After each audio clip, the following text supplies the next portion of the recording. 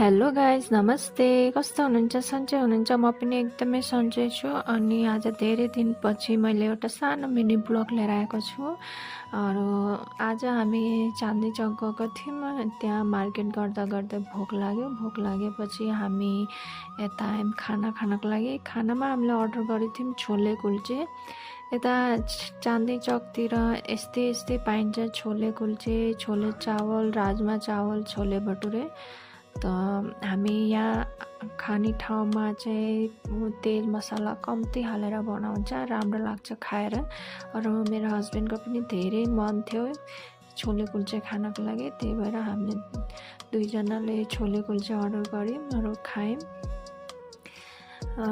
हजुरलाई यो ब्लग कस्तो लाग्यो भन्नु होला यतिमा बाई बाई भन्न चाहन्छु फेरि भेटौँला नेक्स्ट भिडियोमा Bye bye.